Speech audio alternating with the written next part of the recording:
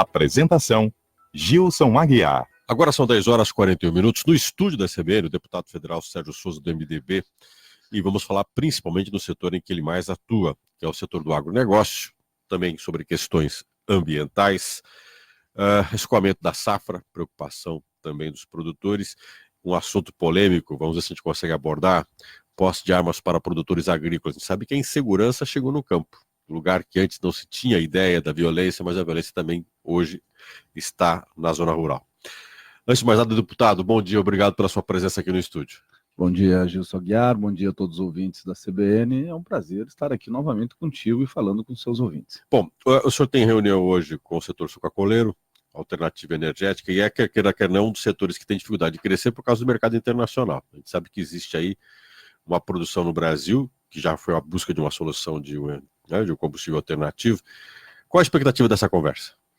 Olha, eu tenho um carinho muito grande pelo setor, já presidi a frente parlamentar do setor sucroenergético há alguns anos atrás, sou um dos dirigentes dela hoje, mas o setor está bem hoje, na verdade, principalmente a parte do etanol. O etanol está num preço razoável no mercado, o setor está se sustentando no etanol. Na verdade, até inverteu, né? Porque era o açúcar que dava o lucro no passado, uns 3, 4 anos, e hoje o açúcar está dando prejuízo. Então, quem não está aí verticalizado tem problema. No entanto, nós produzimos em excesso para o nosso consumo interno e nós precisamos abrir mercados. Nós temos aí mercado de açúcar, nós temos mercado de etanol, mas no campo do etanol, o governo brasileiro está também cedendo uma pressão do governo americano e abrindo cotas de etanol de milho dos Estados Unidos para chegar aqui no Brasil. Não é nada muito significativo, é perto aí de uns 700 milhões de litros que vem para... de litros ou cúbicos, agora não me lembro ao certo, que vem para cá sem tarifa, ou seja, com tarifa zero, mas no momento em que há uma guerra comercial entre China e Estados Unidos, há uma sobra de commodities, grãos nos Estados Unidos, e eles estão convertendo terras de soja em terras de milho, aumentando a produção de milho, aumentando a produção de etanol, e pode irrigar em muito o mercado nacional, derrubando o nosso setor, e é um dos setores mais importantes do agronegócio, né? Exportação do Brasil, quando se fala de agronegócio, envolve a China, que é parceira econômica brasileira, consome muito dos produtos brasileiros, né? Carne, por exemplo, também grãos. E você tem os norte-americanos nessa guerra com a China. Como é que a gente fica nisso? Pois é, estão se acertando, né? Na verdade, o mercado especula muito, né? Quando vê que um prêmio da soja no Porto de Paranaguá subiu muito, solta um boato lá nos Estados Unidos ou na China que a China e os Estados Unidos voltaram a conversar sobre a questão do mercado das commodities agrícolas e derruba o preço aqui no Brasil. Lógico, o commodity é isso, né? Um preço global. Mas o Brasil ele tem no seu maior parceiro comercial agropecuário hoje a China, e nós precisamos cuidar muito disso, né? Inclusive, agora recentemente, a China abriu 24 novas plantas para nós entregarmos carnes, bovinos e suínos na China, e vai aumentar muito mais. Você sabe, Gilson, que a gente às vezes não percebe o que está acontecendo neste mundo global. Nós temos que observar essa questão da guerra comercial entre China e Estados Unidos e ver as vantagens que tem para nós. Mas isso não é o mais importante. O mais importante que nós temos hoje, nessa questão da balança comercial entre Brasil e China, é observar o que está acontecendo na China nesse momento. A peste suína. A China, só para você ter uma ideia, o mundo todo tem um plantel de suínos de 650 milhões de cabeças. Só a China tem 450 milhões. E a China já abateu 30% disso nos últimos 6 meses, 1 ano, inclusive matrizes. O Brasil tem 30 milhões. Olha para você ver o tamanho dessa diferença. Então nós temos uma janela de oportunidade muito grande, mas a China com isso tudo também pode deixar de comprar soja, porque ela não vai precisar mais do farelo para alimentar o seu suíno. Então está criando uma janela muito importante, principalmente para o Paraná, que tem inclusive algumas plantas novas para serem inauguradas aí nos próximos meses, anos, que é o caso, por exemplo, da Frimeza, lá em Assis Chateaubriand, que vai abater 15 mil dia. 15. Algumas das empresas tradicionais, inclusive no setor de carne, frango, por exemplo, mesmo, do etanol, tiveram problemas, atravessaram problemas. Isso é visto como, pela frente, essa frente agrária dentro do parlamento? Como é que se pode criar um ambiente mais sólido para as empresas ligadas ao agronegócio? Olha, nós somos muito organizados no parlamento brasileiro. Temos lá a nossa frente parlamentar agropecuária, eu sou o vice-presidente dela, e na nossa sucessão devo ser o próximo presidente. Atrás da FPA, nós temos 46 entidades do agro no Brasil. Todas as que você imaginar que envolve agro, do algodão, da soja, do defensivo, da pecuária, todas estão por trás no Instituto Pensar Agro, que nos orienta e nos pauta cotidianamente. Somos muito organizados, estamos debatendo agora a reforma tributária, debatemos a questão de defensivos, licenciamento ambiental, tudo isso no intuito de redução de custo Brasil. Porque o Brasil ele é muito caro para produzir e quando se coloca uma tonelada de soja dentro de um navio, aqui no Porto de Paranaguá, em New Orleans, nos Estados Unidos, Buenos Aires, na Argentina, em média é $440 rumo a qualquer canto deste planeta. Mas para colocar essa tonelada de soja lá dentro, no Brasil custa, na logística, 80% a mais. Ou seja, quase que o dobro. Como é que você sobrevive com isso? Como que o produtor consegue concorrer com isso? Então, nós temos nas nossas metas a redução do custo de produção. Essa semana, por exemplo, o Senado ameaçou votar uma proposta de emenda constitucional do senador Anastasia, a PEC 42 no Senado, para acabar com a Lei Candir. A Lei Candir desonera as exportações. Nós fizemos toda uma movimentação pela FPA, tiramos da pauta no Senado, mas isso vai acabar votando. Mas já demos o recado. Se o Senado aprovar e acabar com a Lei Candir, nós podemos até concordar em alguns pontos, como, por exemplo, o setor mineral, mas no setor agropecuário, na Câmara dos Deputados, nós não vamos permitir. E lá nós vamos mudar essa proposta de emenda constitucional, porque não cabe mais no bolso do produtor uma oneração de exportação em torno de 10%, 15%. Questão ambiental que envolve o agronegócio brasileiro, polêmica, inclusive, internacional, envolvendo a questão da Amazônia, e o agronegócio tem uma relação direta com isso. Sua opinião? Gilson, a gente tem que tomar muito cuidado com o que a gente fala, principalmente lá fora.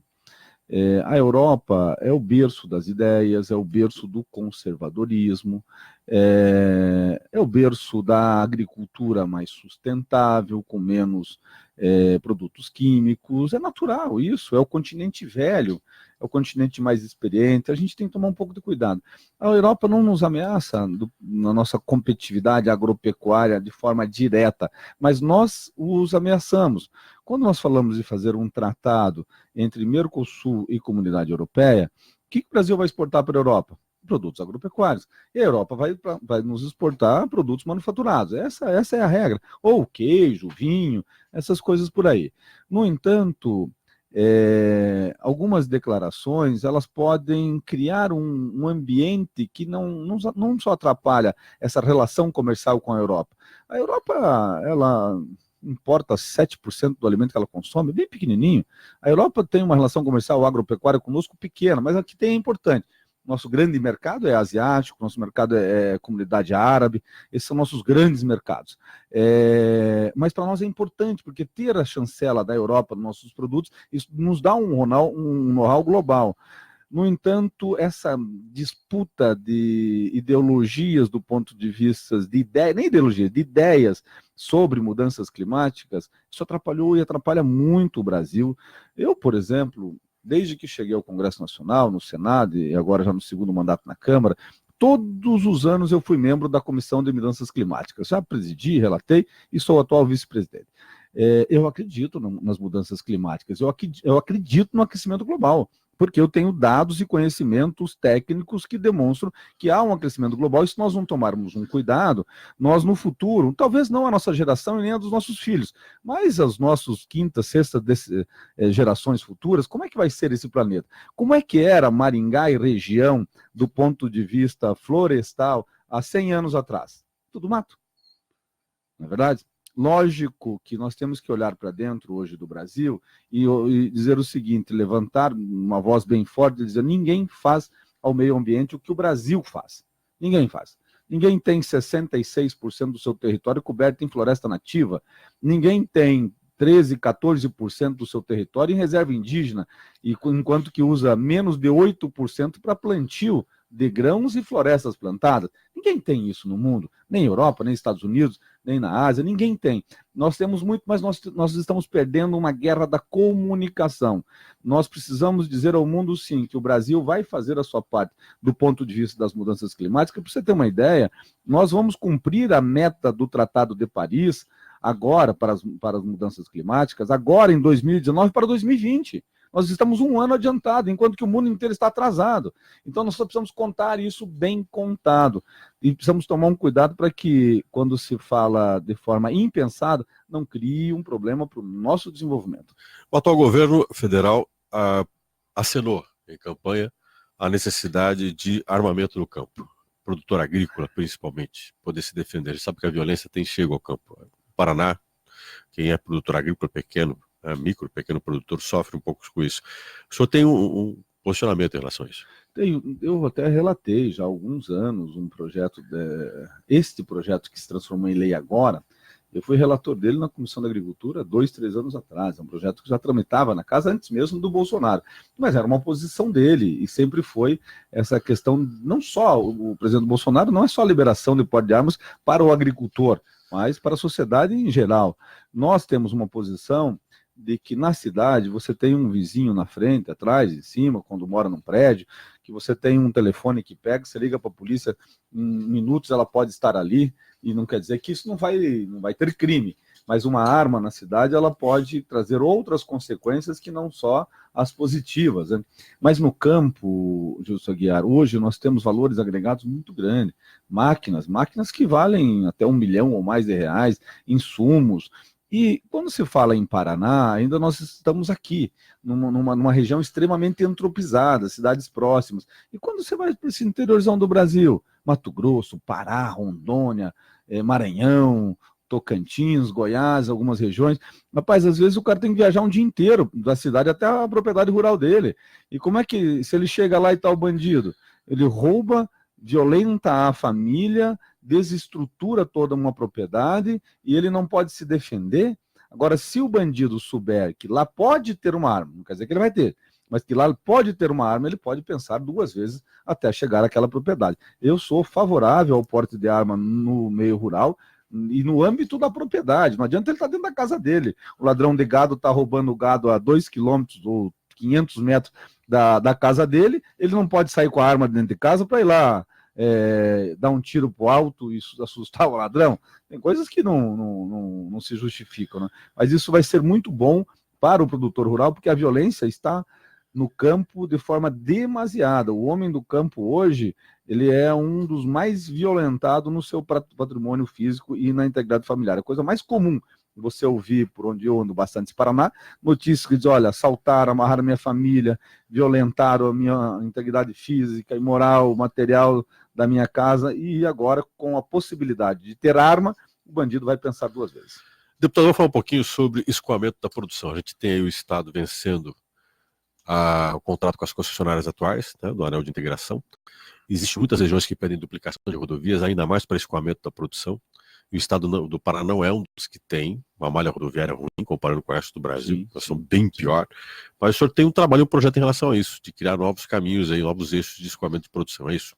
O Gilson, desde quando eu cheguei ao Congresso, eu tracei como norte de mandato redução do custo de produção. Custo Brasil, né? A questão da Norte e Sul, de algumas ferrovias que passariam pelo Paraná, inclusive cortando o Maringá, o Vale do Ivaí, a questão dos pedágios, sempre tivemos uma luta muito grande com relação à questão dos pedágios, inclusive fui eu o relator da nova lei de concessões, a lei que vai reger agora as concessões para 2021 no estado do Paraná, fui eu quem escreveu. E lá, inclusive, eu coloquei uma vírgula em um dos artigos e disse que era proibida a prorrogação dos pedágios no Paraná. Porque se prorrogar o pedágio do Paraná, o crime seria mantido por muitos anos do abuso ao setor produtivo. As nossas rodovias no Paraná são, em comparação aos outros estados, muito boas. No entanto, nós pagamos um dos pedágios mais caros do mundo. Se paga o Paraná quando você compara o custo da rodovia, para você trafegar nela nas praças de pedágio, a ineficiência dela, pista simples na grande maioria, o tempo que você leva do ponto A ao ponto B, e aí vai, né? Um desgaste do caminhão e tudo mais. Você faz isso, nós pagamos um dos pedágios mais caros do mundo, e agora com uma nova concessão vem a possibilidade de pedágios muito menores, inclusive nas rodovias já duplicadas, como essa de Maringá, Campo Mourão, como de Apucarana, Curitiba, que está se duplicando, e outras duplicadas pelas atuais concessões, possibilitam um pedágio como aquele que vai de Curitiba a Santa Catarina. pagando aí R$3, R$4 por praça, por eixo de caminhão, até menos do que isso, para andar numa pista dupla. Isso é justo e é possível. Agora, tem algumas regiões ainda do Paraná que elas ficaram fora do anel de integração, como essa região que liga Londrina a Guarapuava. Se você medir ali de Londrina a Guarapuava, pela primeiro 445 até Mauá da Serra, 272 até o Rio Ivaí, do Rio Ivaí até Guarapuava é 466. 272 e 466 são rodovias coincidentes, 445 até Londrina e 323 de Londrina a São Paulo é rodovia estadual. Mas de Londrina a Guarapuava tem 300 quilômetros, e 300 quilômetros numa região que não tem uma indústria à beira da rodovia, uma região subdesenvolvida, porque ficou fora do eixo da integração. Então nós estamos criando, inclusive por lei, a federalização da 445 e da 323, e um projeto que estamos trabalhando dentro do governo federal, junto ao DENIT, ao Ministério dos Transportes, para criar um novo corredor rodoviário, para dar a oportunidade de ligar Santa Catarina a São Paulo, Chapecó ao interior da capital de São Paulo, pela região central do Paraná, passando por essa região nossa também do Noroeste, Norte, Londrina, Pucarana, Ivaiporã, Pitanga. Isso para nós é muito importante para o desenvolvimento, porque se não fizermos assim, dificilmente nós teremos rodovias mais eficientes nesse eixo, que é muito importante para o nosso Paraná. Bom, encerrando, o que não podia deixar de falar, unicamente tem eleição. A gente sabe que a figura dos deputados federais, dos parlamentares, senadores é importante porque eles acabam sendo um reforço para candidaturas locais. A gente sabe a situação que o MDB vive. Já foi o maior partido do país, hoje está vivendo uma retração razoável, para bem ou para mal. Como é que vai ficar as eleições municipais no estado? O senhor pretende subir no palanque de quem, se é que sobe? Não, lógico, eu tenho uma base muito consolidada no estado do Paraná, não quer dizer que essa base esteja tão somente no MDB. Na verdade, a maioria nem está mais no MDB, mas o MDB é um partido ainda muito forte, talvez não na quantidade de deputados federais, nós temos 2 no Paraná, estaduais temos 2, prefeitos nós vamos diminuir até o final dessa legislatura, porque muitos vão deixar o partido, e talvez nós não faremos a quantidade que nós gostaríamos na próxima eleição. Mas nós temos ainda uma militância muito forte dentro do MDB, uma base muito forte em algumas regiões, como a região oeste, sudoeste. O MDB ainda é um partido que lembra a redemocratização, as bandeiras da liberdade desse país, e o que estragou o MDB são algumas figuras, não são os princípios estatutários do partido, mas algumas figuras brasileiras, nacionais e algumas até estaduais que ofuscaram esse partido. O problema não é o partido, Gilson, o problema são as pessoas, e algumas delas normalmente são as minorias. Se você prestar aí atenção na imprensa, e você como homem da imprensa sabe até melhor do que a gente, normalmente se repetem as mesmas figuras no noticiário estadual, nacional, e elas levam uma imagem de que fosse como todo o partido, todos eles tivessem o mesmo problema, né? Mas acredito muito no MDB e acredito que nós precisamos, inclusive, reestruturar. Vamos ter convenção nacional no próximo dia 6 de outubro em Brasília. Em Maringá tem alguma opção já partidária ou não? Vai se esperar ainda. Tem. O presidente estadual, o João Arruda, que foi candidato a governador, ex-deputado federal, está organizando o partido em Maringá, inclusive nos convidou para vir aqui no próximo dia 19, que deve haver aqui uma filiação de alguns políticos, vereadores, tem alguns amigos aqui que virão para o MDB para fortalecer nossas bases em Maringá e também na região.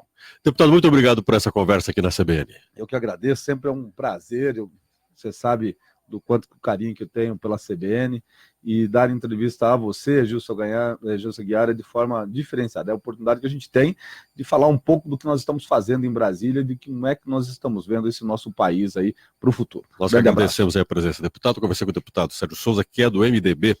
Ele é um dos representantes parlamentares do agronegócio, e defende que é importante você ter segurança no agronegócio, mas também incentiva em setores vitais da economia. E falamos um pouco sobre o mercado internacional e o agronegócio. 11h